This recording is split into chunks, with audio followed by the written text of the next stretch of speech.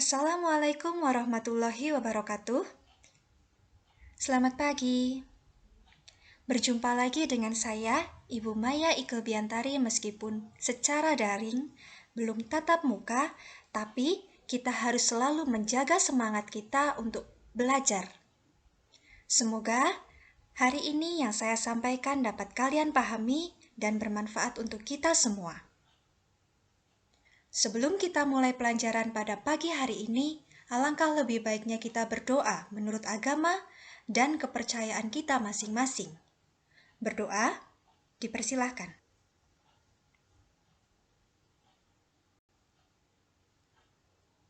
Cukup. Setelah kita mempelajari tentang pengertian, hakikat, dan asas wawasan Nusantara di minggu lalu, hari ini kita akan mempelajari tentang kedudukan, fungsi, dan tujuan dari wawasan Nusantara. Yang pertama adalah kedudukan wawasan Nusantara. Wawasan Nusantara sebagai wawasan nasional bangsa Indonesia merupakan ajaran yang diyakini kebenarannya oleh seluruh rakyat Indonesia agar tidak terjadi penyesatan atau penyimpangan dalam upaya mewujudkan cita-cita dan tujuan nasional. Dengan demikian, wawasan Nusantara menjadi landasan visional dalam menyelenggarakan kehidupan nasional. Yang kedua, fungsi. Fungsi dari wawasan Nusantara adalah sebagai pedoman, motivasi, dorongan, serta rambu-rambu dalam menentukan segala kebijaksanaan, keputusan, tindakan, dan perbuatan bagi penyelenggaraan negara di tingkat pusat dan daerah maupun bagi seluruh rakyat Indonesia dalam kehidupan bermasyarakat, berbangsa, dan bernegara.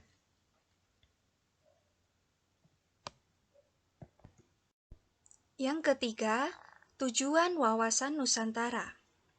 Wawasan Nusantara bertujuan untuk mewujudkan nasionalisme yang tinggi di segala aspek kehidupan rakyat Indonesia yang lebih mengutamakan kepentingan nasional daripada kepentingan individu, kelompok, golongan, suku bangsa, atau daerah. Kepentingan-kepentingan tersebut tetap dihormati, diakui, dan dipenuhi selama tidak bertentangan dengan kepentingan nasional atau kepentingan masyarakat.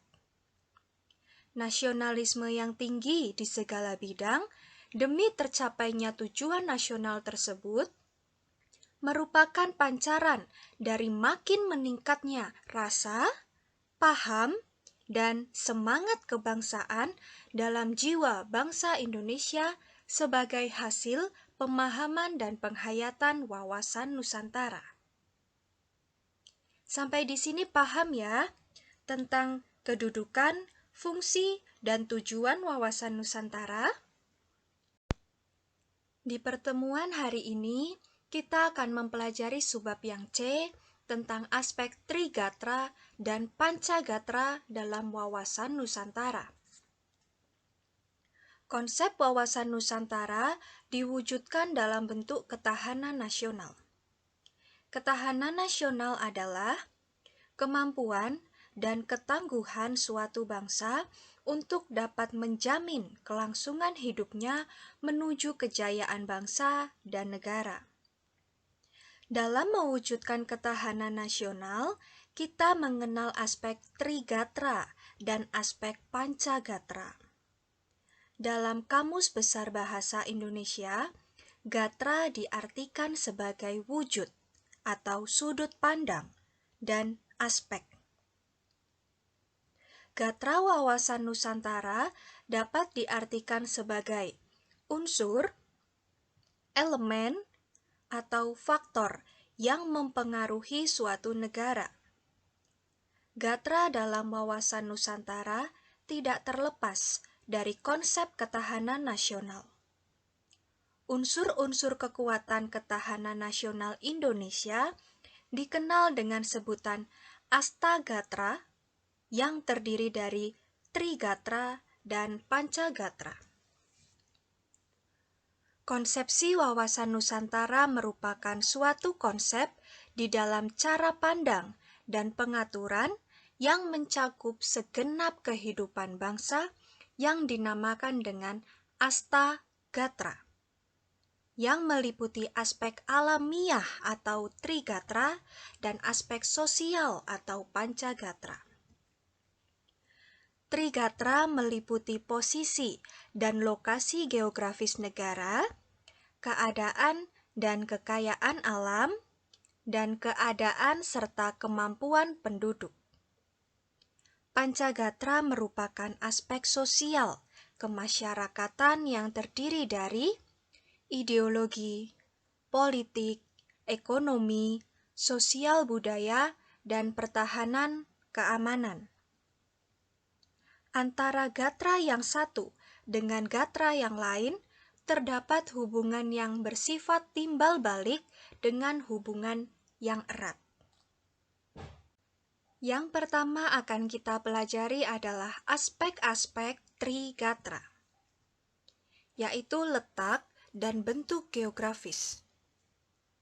Indonesia terletak di antara benua Asia di sebelah utara dan benua Australia di sebelah selatan, serta Samudra Indonesia di sebelah barat dan Samudra Pasifik di sebelah timur. Letak geografis antara dua benua dan dua samudra yang penting itu, maka dikatakan bahwa Indonesia mempunyai suatu kedudukan geografis di tengah-tengah jalan lalu lintas silang dunia. Selain itu, secara geografis Indonesia terletak pada 6 derajat lintang utara dan 11 derajat lintang selatan, serta 95 derajat bujur timur, dan 141 bujur timur dilalui oleh garis khatulistiwa yang di tengah-tengahnya terbentang garis ekuator sehingga Indonesia mempunyai 2 musim, yaitu musim hujan dan musim kemarau. Yang kedua, setelah letak dan bentuk geografis, maka ada keadaan dan kemampuan penduduk. Penduduk adalah sekelompok manusia yang mendiami suatu tempat atau wilayah. Adapun faktor penduduk yang mempengaruhi ketahanan nasional adalah sebagai berikut. Yang pertama, faktor yang mempengaruhi jumlah penduduk. Indonesia merupakan salah satu negara yang tingkat kepadatan penduduknya sangat tinggi. Dari waktu ke waktu, kependudukan di Indonesia mengalami perubahan yang disebabkan antara lain oleh kelahiran, kematian, dan adanya pendatang. Pertambahan penduduk menimbulkan dampak positif berupa pertambahan angkatan kerja dan pertambahan tenaga kerja. Selain itu juga menimbulkan dampak negatif, yaitu pertambahan penduduk yang pesat sering tidak diikuti dengan peningkatan kualitas sumber daya manusia. Yang kedua, faktor yang mempengaruhi komposisi penduduk. Komposisi adalah susunan penduduk menurut umur, jenis kelamin, agama, suku bangsa, tingkat pendidikan, dan sebagainya. Susunan penduduk dipengaruhi oleh mortalitas, fertilitas, dan migrasi. Fertilitas sangat berpengaruh besar terhadap umur dan jenis penduduk golongan muda yang dapat menimbulkan persoalan penyediaan fasilitas pendidikan, perluasan lapangan kerja, dan sebagainya. Masih ingat kan dengan istilah mortalitas, fertilitas, dan migrasi? Ini pasti sudah kalian pelajari di bangku SMP.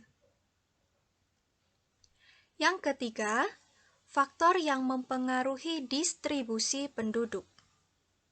Untuk mewujudkan kesejahteraan penduduk, distribusi harus seimbang. Pemerintah harus dapat menghadapi masalah ini dengan bijak. Misalnya dengan menerapkan program transmigrasi, mendirikan pusat-pusat pengembangan, pusat-pusat industri, dan sebagainya. Kemampuan penduduk yang tidak seimbang dengan pertumbuhan penduduk dapat menimbulkan ancaman-ancaman terhadap pertahanan nasional. Selanjutnya, aspek Trigatra yang ketiga adalah keadaan dan kekayaan alam. Kekayaan sumber-sumber alam sebenarnya terdapat di atmosfer, di permukaan bumi, di laut, di perairan, dan di dalam bumi. Sumber-sumber alam sesungguhnya mempunyai arti yang sangat luas di mana Indonesia terkenal sebagai negara yang mempunyai sumber-sumber alam yang berlimpah. Sumber daya alam dibagi menjadi dua jenis, yaitu sumber daya alam yang dapat diperbarui dan yang tidak dapat diperbarui.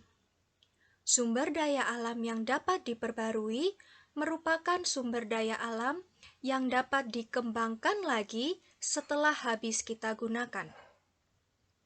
Adapun sumber daya alam yang tidak dapat diperbarui adalah sumber daya alam yang tidak dapat dikembangkan lagi setelah habis kita gunakan.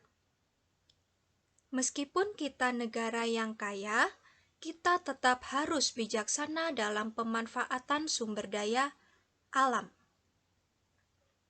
Sumber daya alam harus diolah atau dimanfaatkan dengan asas-asas sebagai berikut.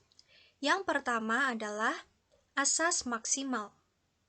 Artinya, sumber daya alam harus dikelola atau dimanfaatkan secara maksimal demi kepentingan bersama yang berujung pada kemakmuran dan kesejahteraan masyarakat. Maksimal di sini bukan berarti dihabiskan, tetapi fungsinya dimaksimalkan untuk kesejahteraan masyarakat. Paham ya? Yang kedua adalah asas lestari. Artinya, pengolahan dan pemanfaatan sumber daya alam harus bijaksana dengan memperhatikan keseimbangan alam dan kelestarian lingkungan. Yang ketiga, asas berdaya saing. Artinya bahwa hasil pengolahan sumber daya alam harus dapat memaksimalkan potensi masyarakat untuk menghasilkan produk-produk yang berdaya saing tinggi. Paham yang saya sampaikan? Sekian yang dapat saya sampaikan. Semoga apa yang saya sampaikan dapat kalian pahami dan bermanfaat untuk kita semua. Terima kasih atas perhatiannya. Selamat pagi. Wassalamualaikum warahmatullahi wabarakatuh.